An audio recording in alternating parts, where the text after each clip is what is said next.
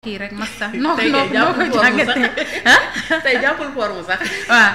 soj dafa soof de masta alors yow d'après toi est-ce que processus la boo xamante ni peut-être ce sera le début de dina alléger wala boog dina xaw a wàññi ba nguuru Sénégal dinañ ci jël exemple tam xaw a alléger tuuti souffrance su presse bi. merci beaucoup Fatima. Question bi am na solo parce que bon comme li may wax chaque jour rek la presse moom. À chaque fois dañ ko war a discuter même bu nekkee 5 minutes 10 minutes. après ñu doog a jàll ci leneen. parce que on a l'habitude de discuter le problème des autres. fekk ñun dañuy fàtte suñu bopp fàtte suñuy problème presse moo tëddee noonu dans le monde entier c'est toujours comme ça. pour man nag këf gii nii warul woon nekk jafe-jafe parce que 384 millions nga tas ko ci 12 organes de presse je pense que ne su nekkee des organes libres. Des organes normés calibrés je pense que ne somme bu ñu ciy am sax nekkul des sommes faramineuses comme nu ko nit ñi di foogee ba foog ne mun na sax sukkali organe de presse. xam nga le problème ne se trouve pas là le problème se trouve mooy d'abord même dans le communiqué bu ñu njëkk a def pour wax ne gars ñi am nañ conférence de presse à la maison de la presse c'est-à-dire même boo xoolee la forme du communiqué niñ ko defee yow sa première vie sa compréhension da ngay jàpp ne sax état moom mooy séddale sax aide à la presse bu mu war a jox la presse mooy fonds d'appui déjà ñoom foofu la mbir yi tàmbalee ba mbir yooyu tàmbalee nag CDEPS réagiru ci waxu ci dara ñëw nañu ba ci événement bi jot ba événement bi jotee ñu ñëw y avait la directrice de l'ADPME il y avait Mame Ibra Kane qui représentait le CDEPS. Et il y avait aussi Abibou Dia, directeur de la communication. Et je pense que ñoom ñëpp ñu toogoon ci table bi ku si nekk ci ay rôle am lay doon ADPM jàpp na ne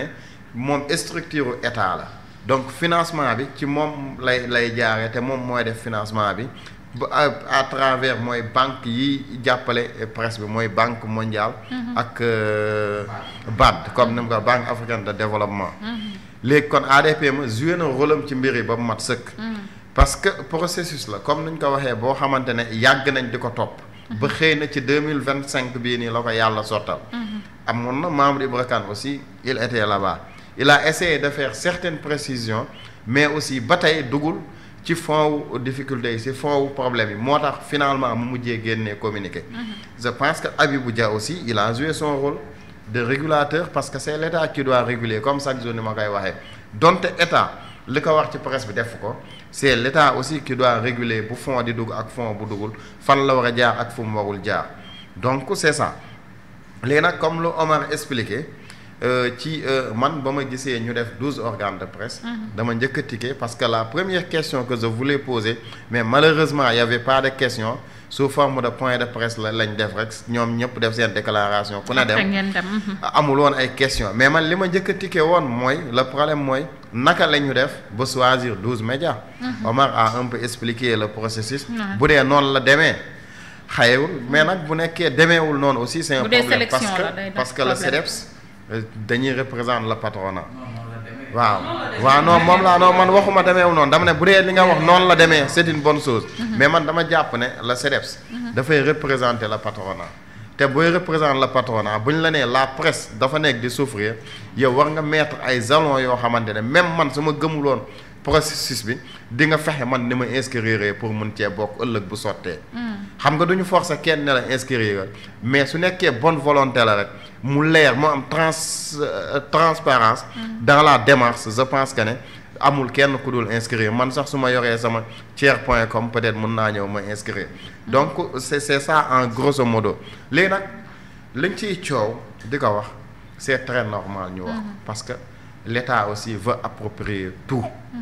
mais l'État dafa nekk ci benn moment boo xamante ne dafay profiter pour essayer de prouver dafay waaw pour essayer de prouver que ne man comme lu gaañ doo damay xoj état xojuma état dama nekk fii pour soutenir état gis ngeen maa ngi leen di sax jéem a jàppale ñuy jaar ci ay structures de état pour am ay financement or fekk yoonam nekku ci fekk demeewul noonu processus bu yàgg la keneen ñëw dañu dimbali donc c'est ça waaw donc état day jéem a taxawaay boobu mais je pense que ne état li mu war a def ci presse bi weesu na lool parce que boo jëlee lu tolloog aide à la presse 2024 séddale woo ko ba année bi jeex ñu dem ba 2025 actuellement ñu ngi mois d'avril te boo ce mois de mai sax boo sàgganul tey la 5 mai te nii lañ koy jàppee ba mois bi jeex ñu dugg ci 6e mois wu année bi. Donc je pense que y a certaines choses aussi bu état pare pour def ko il n'en qu'à le faire. Comme ça coow li jeex parce que aussi mënuñu xëccoo état ak presse depuis que ba ñu ñëwee ci nguur ba léegi parce que y a certaines choses aussi il faut que les gens toog ci table ñu toog ñu waxtaanee ko tey je pense que Habibou Dia bu demee ba mën a toog ak ñu Mame Ibra Kane ci benn table de négociation ñuy mën a waxtaan je pense que ne war nañ trouver aussi les moyens ba ñu mën a toog ak le ministre pour régler ces problèmes là. Au moins suñ ko defee peut-être ku ne di nga xam fi nga féete léegi nag li ci war aussi ci presse bi aussi ku nekk aussi jël sa responsabilité aussi nga def ko parce que aussi quand tu ne le fais pas tu es là en train de battre avec l'État aussi mënoo ci génn parce que man comme je le dis toujours man je ne soutiens pas les patrons de presse du ma leen soutenir ci seeni combat certes man dëgg laay soutenir bu nekkee ñoom dañu nekk ci dëgg par rapport ak benn combat man damay ñëw taxaw pour ñu am ci dëgg am ci ndam waaye nag quant à aussi newuñ ci dëgg man du ma ñëw di leen soutenir kooku moom dafa leer naññ man li ma gëm xam nga mooy la mooy su nekkee tey Daouda Thiam mii moom kër gi mu ngi doxal yoon teg ko ci yoon état dafa war a ñëw soutenir Daouda Thiam su nekkee Daouda Thiam dafa yor këram aussi teg ko ci yoon aussi état dal ci kawam comme ni mu war a dalee ci kawam liñ mën a wax mooy nga dans les pays yoo xamante ne moom la ñuy gën a wax la presse yoo xamante ne développement presse lañ soxla du sax état mooy ñëw di soutenir la presse parce que état à chaque fois bu la soutenir rek dina am fu mu la jéem a xoj am fu mu la jéem a gàggantalee ba même lu négatif ci moom wala loo xamante ne arrangé wu ko mën nga ko bañ a wax mais bu nekkee tu es libre indépendant dépendre ci financement état pour dundal sa kër pour yor sa kër te je pense que ne depuis 2024 ba léegi organe de presse yaa ngi continuer di fonctionner te état joxu leen 100 francs donc tey ñooñu nga foog ne bu ñu continué woon ci rythme bi duñu indépendant non il peut le faire sauf que il faut que ñu jéem a xoolaat seen modèle il faut que ñu xoolaat seen modèle économique parce que modèle économique bu presse bi nu muy fonctionner baaxul parce que journal bi bu dee day jar 100 francs ñaata nit ñoo bind ci journal bi ñooñ fooy jëlee loo leen fay doo ma ne li ngay génnee fi do non gars yi dinañ jënd source A parce que gars yi nee nañ suivi par des milliers de personnes chaque jour ku yeew boo jëndee source A jàpp naa non gars yi nee nañ nañ jënd source A sax parce que nee nañ léegi reporter soc souvent day bind source A comme da ciy bind ñoom dinañ gën a jënd kii bi quoi dinañ gën a jënd journal bi waaw dañuy jënd journal bi waaw mais nag pourtant gars yi dañ koy kii de parce que man amoon na. non mais suuf saa c'est très suivi. dama maanaam nañuy gën a jàpp si jënd bi. c'est très suivi parce que quand même boo déggee mooy wax loolu tey la presse écrite. ñëpp mën nañ la ko wax quoi parce que bon quand même ñu on part pas dans le néant on sait au niveau de l'impression ñaata nit ñoo fay imprimer lan la ñuy imprimer ak tamit xam nañ les ventes ont drastiquement chuté. les ventes des journaux surtout grâce à cause de l'avènement sax laay wax de internet parce que les journaux sont systématiquement pillés par les sites internet da ngay liggéey ba sonn am sa information mais tak gars yi jël na am na benn il faut éviter de distribuer les PDF aussi non pas du côté PDF gars yi ñoo koy jënd le site d'information tey day jënd tous les journaux man am na te tamit même dans les ministères am na benn waaye bu ma ne moom directeur de communication du GR mais dafa ne moom ñun chaque jour dañuy jënd ay journaux mais journaux yi da nga koy indi foofu mais personne ne lit les journaux les gens préfèrent aller lire les informations sur internet c'est ça loolu mën naa la wax li ko waral xam nga te ba pare nga may ma foofu kii kenn ñu bañ di focaliser juste ci ay titres gis nga titre day jaay rek c'est juste pour wax la li nekk ci biir mais pour nga comprendre quintessence su titre bi il faut nga jënd journal bi nga ubbi nga feuilleter page yi ñu la wax nga am information yi nga xamante ni foofu rek nga ko mën a fekk mais bul focaliser wu ci titre yi rek pour voilà commencer critiquer il faut nga dem ba ci article bi nga di nga gis signature reporter bi peut-être di nga xam article bi lan la wax mais nga gis titre rek nga yem ci titre bi donc ça peut fausser la chose te loolu dina tax ba ñu bëri sama genre gi tayal dañuy jàpp ne journaux yi génn nañ parution titres yi pare naa si du ma dem jënd mais il faut aller acheter le journal cherul 100 francs donc lay jar xaw ma 200 après nga feuilleté waaw 100 francs nga feuilleté nga xool après di nga gis signature reporter yi di nga mën a lire li nga xamante ne moo nekk ci biir article bi. xam nga am na ñoo xamante ne ñoom saa suñu xëyee ñoom dañuy jënd journal ñoom loolu ñoom seen habitude la. waaw man ba may gën a nekk xale je me rappelle chaque jour su ma yeewoo damay dem ma jënd stade 100 francs doon jar parce que sport bi rek man laa doon topp quoi waaw su ma heure bu may yeewoo damay dem ma jënd ko quoi waaw léegi te fa laay ñëw dama chaque jour su ma yeewoo damay doon jënd stade demoon naa ba dama amoon collection stade sax benn jour dama doon génnee affaire di compter 100 francs yi ba ma naan lii de su ma ko dajale woon peut-être mën na ma jural leneen quoi parce que affaire bëri woon na lool mais dem ba à un moment donné jëndatoo stade parce que da ngay dem ba sentir que ne même les informations yi nga doon am ci journal bi yow tu peux l'avoir 2 jours avant wala 3 jours avant donc ça aussi c'était un problème xam nga tey Source A gars yi ñu ngi koy jënd mais xam nga souvent liy wàññi njënd mi comme sànq li nga expliqué comme tey man ma xam te ne dama liggéey site internet chaque matin les journaux day ñëw mais man je vois un article écrit par Source A ma gis ne article bi presque une page la mais man damay génne quintessence su article bi ma réécrire ko dugal ko ci sama site léegi su boobaa man au lieu nit ki di dem di jënd journal bi di lire texte bu gudd boobu yëpp moom day dem léegi ci page fu ñu ko bind ci internet mu lire quintessence information bi après mu pare ci waaw te foofu aussi c'est beaucoup plus facile tey man avant may ñëw fii su ma yeewoo première chose à faire damay xëcc sama téléphone damay jot journaux yëpp donc damay xool yëpp donc est-ce que tey kooku dina am possibilité génn ne day jëndi Source A sauf que Source A aussi am leen loo xamante ne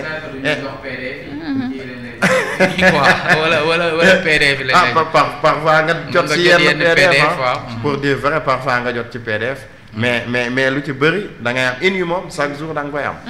léegi PDF yi tey mën nga soxla benn PDF nga am koo dugg ak en contact comme Seynabou nga nekk envoyé ma PDF Source A peut-être mën na la ko jox ñun suñu problème principal xam nga mooy lan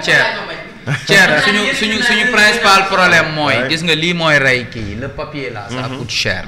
comprendre nga les journaux chaque journal dépense des millions par mois rien que pour l'impression à un moment donné Orange la Sonatel dañu proposé woon les journaux pour def leen ci kiosque maanaam benn plateforme boo xam ne pour jënd ce journal tu vas directement ci kiosque nga fay directement mais les gens avaient refusé mais je pense que cette proposition là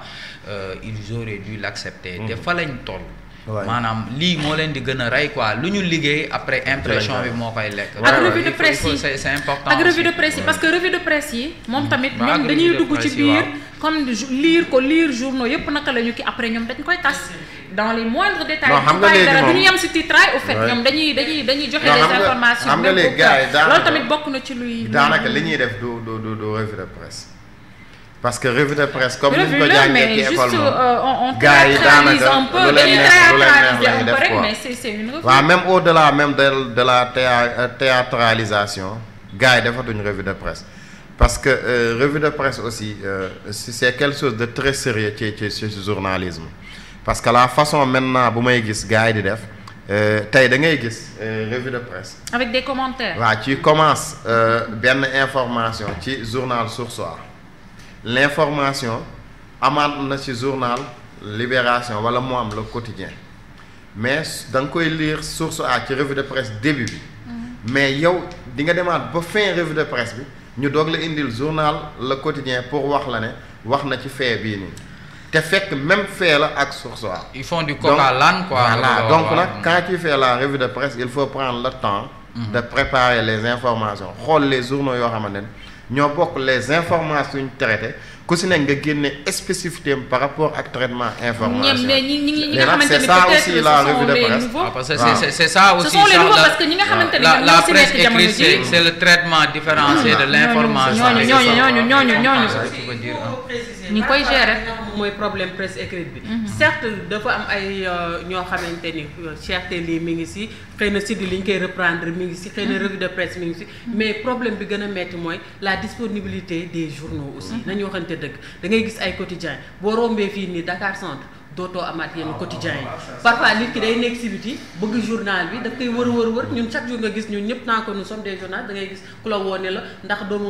gisaloo ma journal fii dama gis article bu ma intéressé lii mais mënuma gis journal bi da ngay dem même fii boo demee au niveau de la banlieue rek tu as des problèmes pour nga mën a am journal donc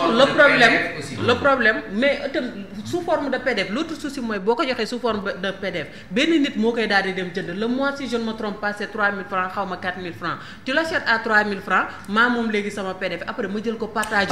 ko samay groupe aura accès partager ko samay groupe la possibilité aussi tey tu as la possibilité tu t'entoures de techniciens tu as la possibilité tey jii de créer un PDF boo xam ne c'est intransférable loolu lépp xanaa amoo tous les moyens yëpp am na fi quoi mais il suffit de xam nga des fois nga gis ñu envoyer la benn fichier nga jéem a def partager mu bañ même sur kii da ngay bëgg a dem di kii statut ñu ne la il est interdit de faire des captures sur des statuts maanaam loolu yëpp il faut les nouveaux techniques de l'information de la communication il faut que les gens maîtrisent ces outils boo ko maîtriser tu peux tey jii travailler avec des PDF te faire de telle sorte que PDF bi ki nga ko envoyé il peut pas le transférer à une autre personne loolu yëpp c'est possible. c'est tellement vrai que parfois même dans les sites internet da ngay gis ne am na sites yu am ne suñu bindee article yow pour nga copier article bi mënoo ko copier mais nag même loolu gars yi détourné nañ ko man quand je vois un article comme ça mënuma ko copier je prends mon téléphone ma photographier article bi su ma ko photographier après dama koy génnee textuellement sama téléphone. gis nga ceer ni nga koy photographier ni ngay demee si WhatsApp bëgg a jël statut maanaam photographier mu bañ waaw et système